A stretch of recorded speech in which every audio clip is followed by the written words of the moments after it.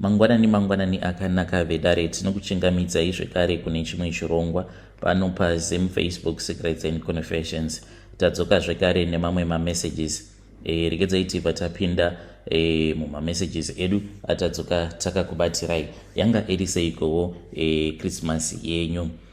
Message yedu yokutanga yakamira sekudai so anzi makadi zvenyu mukoma ndinokumbirawo kuti munge muchindiposterawo nyaya yangu makavika chitupa changu. So I don't know kuti inoita here nyaya yangu kuti munge muchiposta, but please musazotaura zita rangu and don't share my phone numbers with anyone.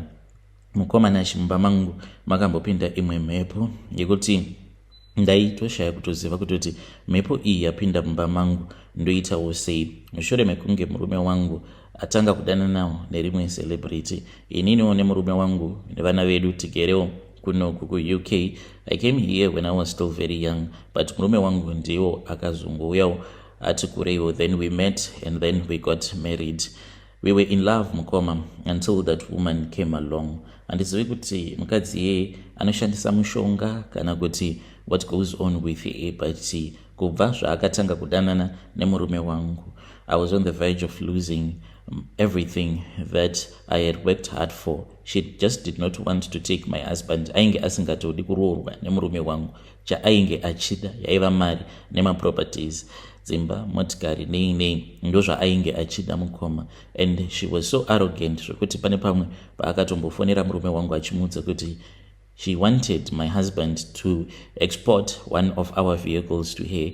Apa achizviita izvi ainge achida kungofadza mafenzi ake, just lying to her fans kuti ainge atenga motikari. She had briefly mentioned it to her fans. That is why she was now giving pressure to my husband mukoma. Ndakasvika pakumuroverwa celebrity wacho iyeye zvekuti nanhasi uno ndinoti kana ndikaona picture rake even Facebook mukoma ndakasvika pakuzviudza kuti I will never do Facebook ever again in my life because of the trauma that I had to go through nekuda kwake mukadzi uyu. So it just hurts me kana ndikangoona profile rake ndiri kuFacebook. So I just deleted my Facebook because ndakarwadziwa zvisingaiti mukoma. She wanted to take literally everything that me and my husband had worked hard for. And murume wangu aita sekunge munhu akatogadzirwa. He was no longer thinking properly.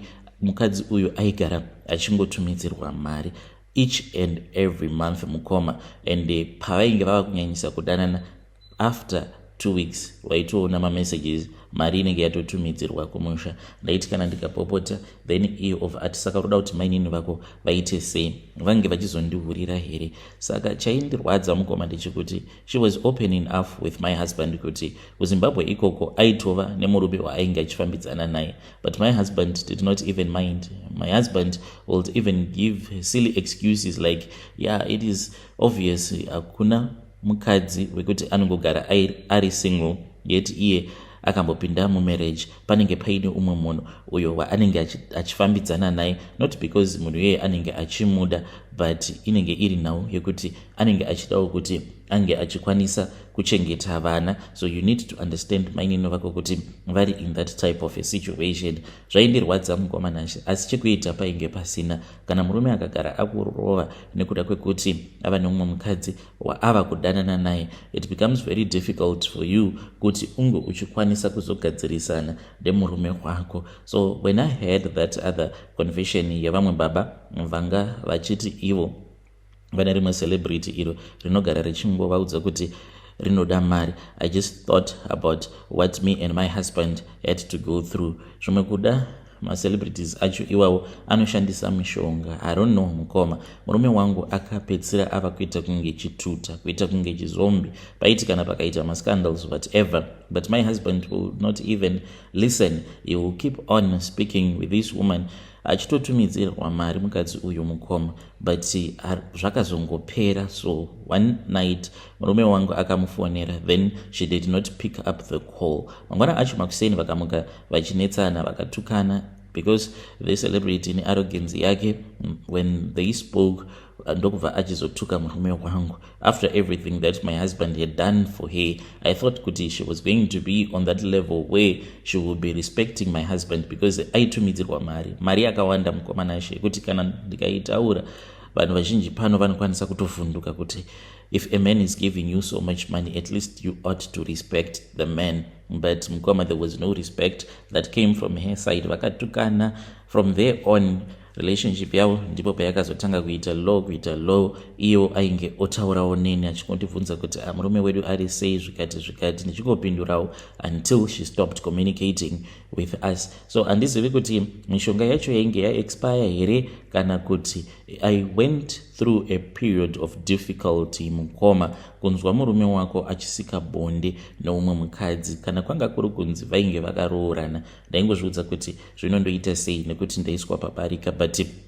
ichi chainge chitori chihure.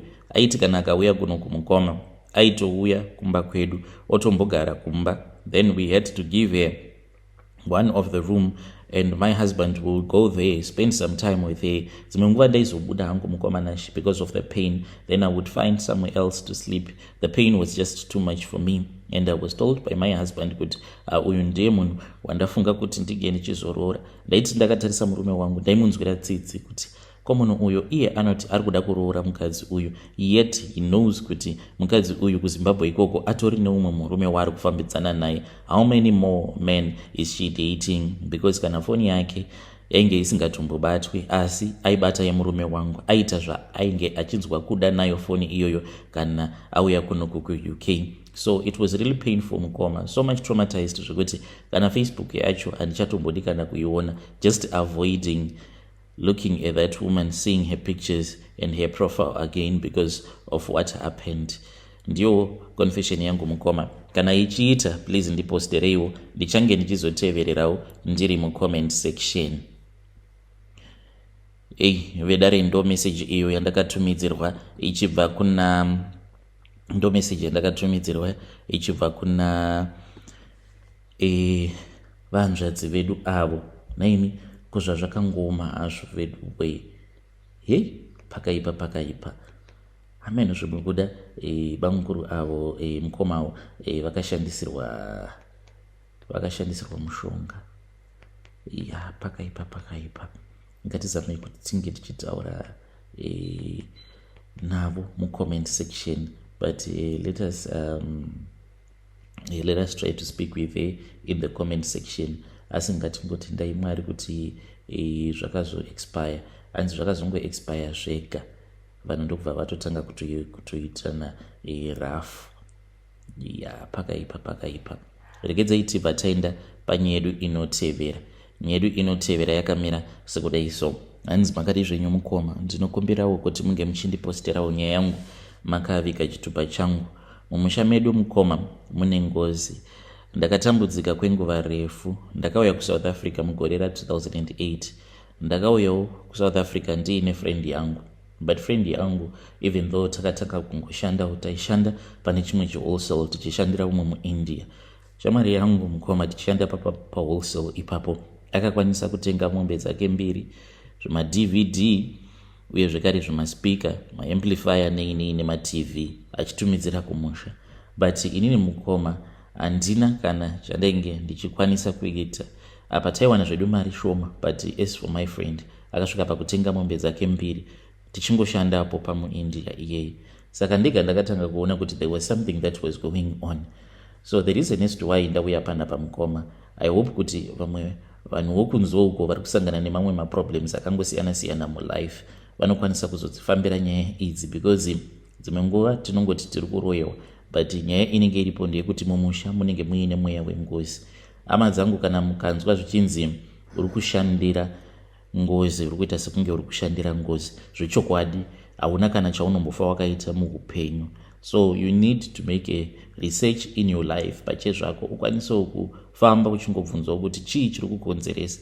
Ndakashanda kubva mugore ra2008, shamwari yangu ndokubva yaroora paya, ido ndikabva ndataka kuitawo zvemahure emuno muSouth Africa. By mahure I mean vakadzi vemuno muSouth Africa avo vanoda mari Mukoma. Ndokubva ndatanga kudanana nemaSouth African, apa ndichiwana futi kamari kashoma.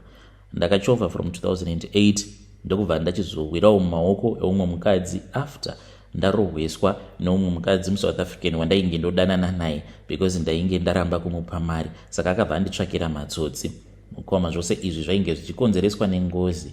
ndakati ndarohwa paya ndikabva ndangonowirawo mumaoko eumwewo mukadzi ainge ari mukuru kwandiri. Mukomana ichi takadanana inini nemukadzi uya ainge achibva kuzimu.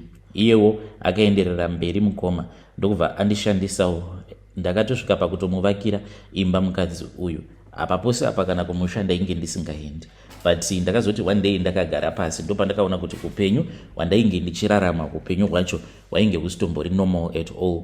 Shamwari dzangu dzose dzainge dzichitoitawo zvainge zviri nani, zvokuti unoona kuti munhu uyu haasi kubata mari but still ari kukwanisa kuronga nekamari ikako. That is what is supposed to happen. Kana uchinzi unowanawo kana 4,000 rands pamwedzi, unofanira kuti unge uchikwanisa kuitawo something nekamari kaunenge uchiwana. But kana ukaona kuti unoshandira 4,000 pamwedzi but 4,000 iyoyo kana ukagara pasi ukazvibvunza kuti mari yaenda kupi, you find yourself without any answers at all. Ziva kutoti panenge patori nedambudziko hombe ipapo mukoma. Ndo zvainge zvichiitika kwandiri, uye zvekare ndo mucherechedzo wekuti uri munhu ari kushandira ngozi. Saka mukuzonofamba mainge muri mugore ra2018 ndakangodarikawo nepamwe painge pachinzi painge paine umwe muprofita.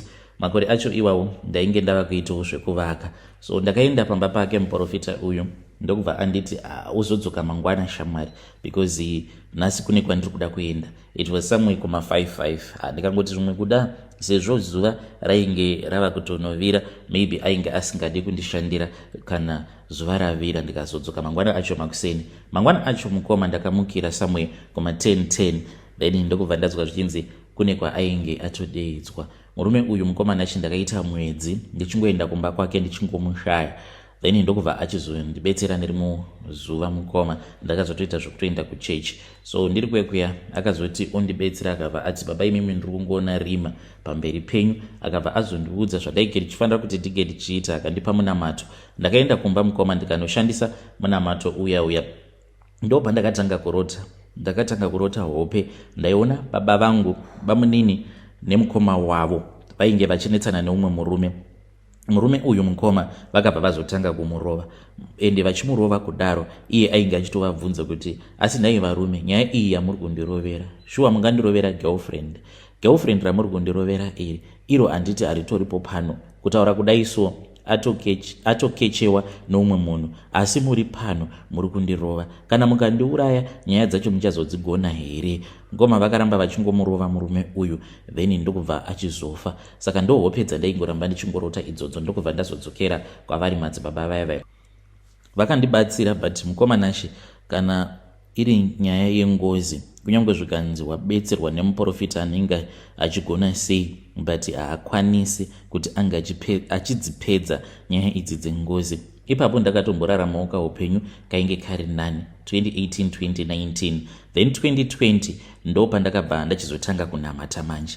Ndakasanganawo nemusikana wangu uyo akazova mukadzi wangu. Saka iyo ainge achinamata ari muPentecostal mukoma. Ndokubva ndatanga kuendawo kuchechi kwavo, because akanditi inini munhu anoita zvekumasowe, no we can't. Achitoti iko kuchechi kwavo vanotodzidziswa kuti kana munhu achienda kumasowe it means kuti unenge watora dongi nemombe obva wazozviisa pajoki, saka hazviiti. Mukoma ndikabva ndati mukadzi uyu ndinomuda, ndava kuendawo kuchechi naye. Ndikatotanga kutoenda kuchechi, ndava kutopfeka masutu paya, tava kuita sei. Upenyu hwakamboita sekunge hwainge hwava kuendeka mukoma, but it was because minamato iyaya yamadzibaba vaya yainge ichiri kushanda, but ngozi yaya yakazodzoka in full force mukoma. Mukadzi wangu that time akati abatira pamoviri 9 months dzakakwana mukoma, but from 9 months akazogara dzimwe 3 weeks ari muchipatara achingorwadziwa chete. Apa zvaingoitika waitongoona kutoti iyi ndo inonzi mhepo manje, because aimbonzi ari kufanira kuti anga achienda kuoperation, then musi wanenge achifanira kuti anga achienda kuoperation pane zvaitongoitika mukomanashi, until the day raakanzi anhasi anofanira kuti anga achienda kuoperation. Doctor wacho ainge akamirirwa at an accident. That doctor passed away mukomanashi, he died on the spot. Saka ndakabva ndachizotaurawo nevamwe madzimai, ndokubva vazondiudza kuti vainge vachiziva umwe mukadzi aitawo zvekubatsira, anoita zvekumasowe uye zvekare nezvechivanhu. Ndakazoenda kuya mukoma ndiinavo madzimai vaya takapinda mudare. It was my first time kutosvikawo pamba pen'anga. So mukuzonobetserwa manje ndopavakabva vachizohaka mweya wacho iwoyo wengozi. Painge painewo vamwe vainge varipo vainge vauya kuzobetserwa vakati inini handina chandiri kuda kutaura, ndinoda kuti mweya uyu wengozi unge uchizvitaurira. Saka vakabva vazodaidza umwe mukadzi ainge auyawo kuzobetserwa, ndokubva vachizohaka mweya wacho wengozi kwavainge vachiti wainge uri pandiri, ndokubva vazouyisa pamukadzi uya mukomanashe, ndokubva atanga kutaura. Zita raakatanga kutaura zita rababa vangu nesenemi, ndokubva azotaura zita rabamunini uye zvekare nezita rabamukuru, akabva taura nemutupo wedu nekwatinobva nekwazvakaitikira zvinhu izvi. Mukoma ndo pandakatanga kutoziva kutoti zvechokwadi, the spiritual world it is for real. Tingataura zvedu tikaita sei, but the spirit world it exists and it is for real. Saka ngozi iyi yainge yava kuda kurwidzana neni nekuda kwetumunamato tuya twandainge ndakatoshandisa. Saka pose paya paunenge uchinzi waenda ukanobatsirwa wapiwa nhombo waita sei, kana kuri kunzi mumusha menyu munenge muine ngozi, unenge uchitsikirira mweya wacho iwoyo wengozi, in which mweya wacho paunozouya manje wava kurwidzana newe, ndo paunotanga kusangana nemaproblems akasiyana zviya zvekuti munhu kana ukangoenda kumaprofita ndo paunodzoka uchiti kungobetserwa kwandakaitwa noumwe muprofita zvinhu zvangu zvakabva zvadhakwa. Hakusi kunzi muprofita iye anenge asingagone, but inyaya yekuti unenge watotanga chimurenga, watobatidza chimurenga. Ndo zvandainge ndakaita. Ngozi iye akatotaura kutoti ndoda kudzipa mukadzi wako kuti tinge tichikwanisa kuzova vaviri, zvichireva izvo kuti mumusha medu munenge mava nengozi yemurume uya akapondwa nababa vangu nabamukuru nabamunini, then mobva mazoita futi ngozi yemukadzi wangu ari muroora anenge afira mumusha. Komanashe ndakazobetserwa navo gogo vaya, then zvinhu zvangu zvikabva zvazoita senani. Hapana kana kumboitwa chivanhu chakakura, because ndakangonzi ndinge ndichiburitsa 100 rand iyoyo ndakangoiisa pasi, ndikabva ndanzi ndige ndichibvuma mhosva yemadzibaba angu. So ndakaburitsa 100 rand iya ndikaisa pasi, ndikamwaya zvibute, ndokubva ndabvuma kuti zvechokwadi ndainge ndichibvuma mhosva yemadzibaba angu. So semhuri mukoma takazofamba, ndo lakiwo rakaitika kuti as a family we are united, and painge pasinawo ainge akambofambawo akanoganga kunotorawo zvikwambo nei kuri kuvhara mweya wengozi.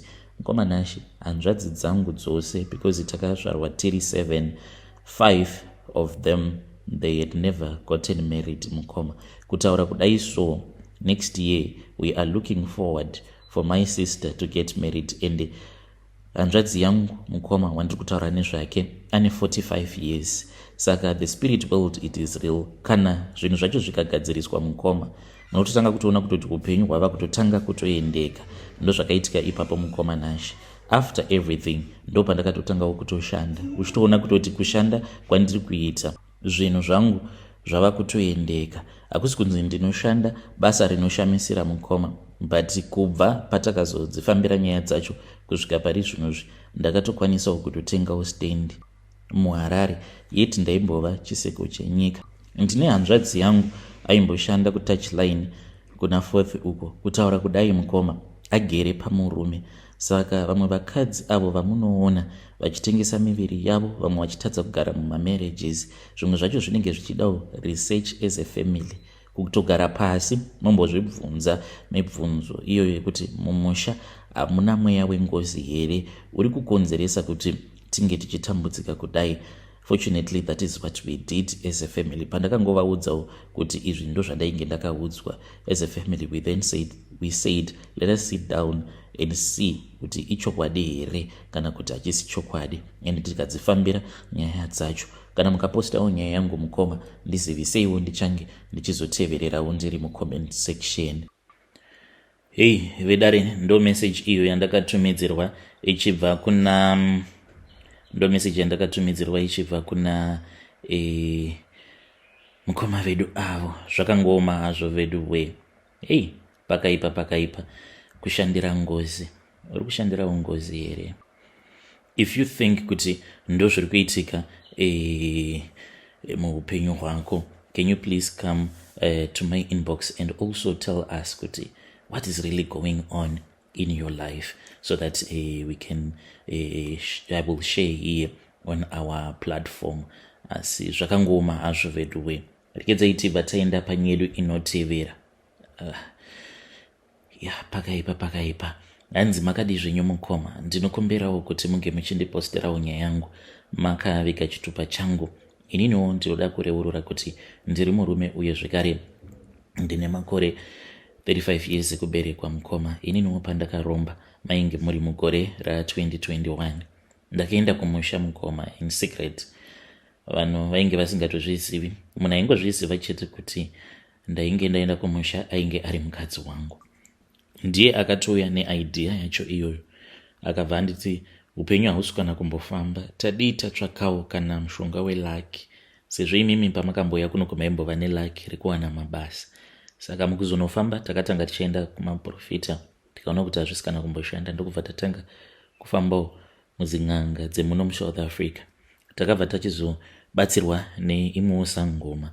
So murume uyu muZulu, n'anga yedu iyoyo ndo yakabva yazondipa mushonga welaki, ikabva yanditi mushonga welaki uyu kuti unge uchishanda pari kudiwa ropa raamai vako. Ndakamboramba, but mukadzi wangu mukoma akabva ati aiwa, tofanira kuti tinge tichitovaurayisa amai ndokuti tinge tichikwanisawo kuita mari, otherwise zviri nani kuti ndinge ndichingotsvaka angu murume ane mari. Mudzimai wangu akanaka mukoma, ende kunyange ipapo paakanditi tariraone kuti nerunako rwangu, but still I felt so sorry for you. Ndikabvuma kuroorwa newe, but now hausi kuda kuita zvinoita kuti tinge tichichinja upenyu, so that pandinofamba newe vanhu havarambe vachingondinetsa. Because there was one incident, takati tapinda mukombe mukoma, driver wetaxi ndokutotanga kutonyinga mukadzi wangu, in which zvakandirwadza mukoma, but ndakashaya kuti ndoita sei, because ndaitotya kutourawa. Because pane umwe futi murume akatomboti uyu mukadzi wako manakiro akaita, ini I think kuti kumagumo kwazvo munhu anokwanisa kana kutongokuurayira mukadzi wako. So I then agreed mukoma, ndokubva ndagamuchira mafuta aya, uye zvekare ndikabva ndabvuma kuti ndinge ndichizouraya amai vangu. So amai vangu mukoma ndakavauraya physically. Ndiyowo secret yangu mukuromba kwangu. I had to actually kill my mom. Ndakadzokera kumusha in secret, pasina ainge achitombozviziva, sezvo tainge tichigarawo paplot mukoma. Vanhu vaingofungidzira kuti variko kumapurazi. Izvo ndakatongopinda mubhazi ndikatoenda kumusha, then ndikabva ndachizojambiswa border. Ndakatongonyepa kuti ndainge ndisitomborina kana passport, because ndainge ndichida proof yekuti handina kana kumbogara.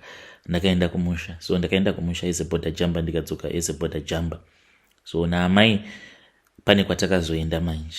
Takati tiri munzira mukoma, pane zvakaitika. So amai vangu vakazongowanikwa mukoma vari pasaidi peroad vakafa. Iniwo ndokubva ndazotiza ndikadzoka kuno kuSouth Africa. Ndine mushonga uyo wandakapiwa mukoma, wandakazongozora pamutumbi waamai vangu mushure mekunge vafa, kuitira kuti nyaya yacho isambowana kana kwainoenda, uye zvekare vanhu vasamboita kana shungu nayo nyaya iyoyo. Ndokuzodzoka kunoko tikabva tazoita zvedu mari, but dambudziko riripo manje ndere kuti pari kudiwa ropa zvekare. Takadzokera kun'anga tikabva tabvunza kuti watiri kufanira kuti tinge tichichekeresa ndiani. Mari hedu tava nayo mari, but mukoma nashi nemudzimai mumba titori nenguva dzekuti hatitokwanise kusika bonde, because mudzimai wangu wacho anotorarwa nezvimwe zvinhu. Ndinoti kana ndikamubvunza kuti chacho chinokurara chimbori chii, iye anoti dzimwe nguva anoona akadhara kanouya kobva karara naye, dzimwe nguva anoona iri nyoka iyo inouya yobva yarara naye. Ndiyo confession yangu yandinayo mukoma. Ipapa nemudzimai wangu tiri kutofunga kuti zviri nani kuti tinge tichitsvakawo church yekuti uku ndokwatichati ndokwatava kuendawo. Nekufamba kwenguva zvimwe kuda tinokwanisa kuzotendeuka. Urombwa hauna kunaka mukoma nashi. Haisi nyore kufamba uchiziva kuti wakaponda amai vako. Vedare ndo message iyo yandakatumidzirwa ichibva kuna mukoma vedu. Zvakangoma hazvo vedu we. Ngatizame kuti tinge tichitaura navo mukoma vedu ava mucomment section.